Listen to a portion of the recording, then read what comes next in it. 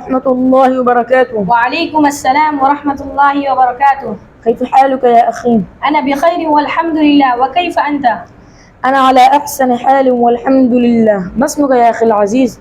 اسمي محمد حسان، وما اسمك أنت؟ اسمي عبد الله. وما اسم أبيك؟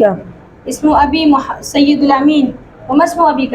اسمي أبي مغفر. أين بيتك يا أخي؟ بيتي في مدينة قراتشي. في أي منطقة تسكن؟ أسكن في منطقة غلشن بهار.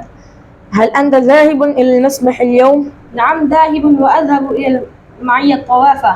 لماذا تأخذ معك الطوافة؟ ألا تعرف السباحة؟ نعم أعرف، ولكن السباحة أيضا.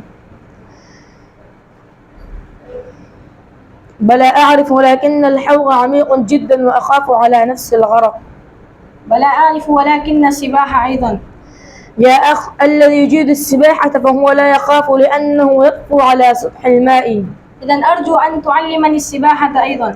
نعم بكل سرور، ولكنك أخبرتني قبل قليل بأنك تعرف السباحة، لذا قلت لك علمني السباحة. إذا أرجو أن تعلمني السباحة أيضا. طيب، فأرجو أن تعلمني السباحة على نفس الغرض. ورحمة الله وبركاته. وعليكم السلام ورحمة الله وبركاته. كيف حالك يا أخي؟ أنا بخير والحمد لله، وكيف أنت؟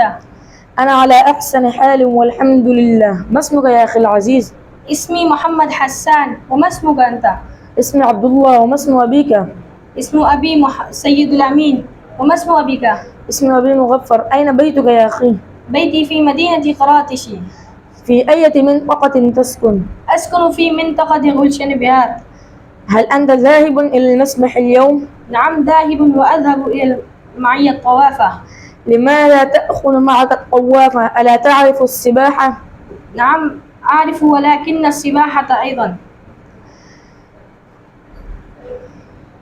بلى أعرف، ولكن الحوض عميق جدا وأخاف على نفس الغرق. بلى أعرف، ولكن السباحة أيضا. يا أخ، الذي يجيد السباحة فهو لا يخاف لأنه يطفو على سطح الماء. إذا أرجو أن تعلمني السباحة أيضا. نعم بكل سرور، ولكنك أخبرتني قبل قليل بأنك تعرف السباحة، لذا قلت لك علمني السباحة. إذا أرجو أن تعلمني السباحة أيضا. طيب، فأرجو أن تعلمني السباحة على نفس الغرض.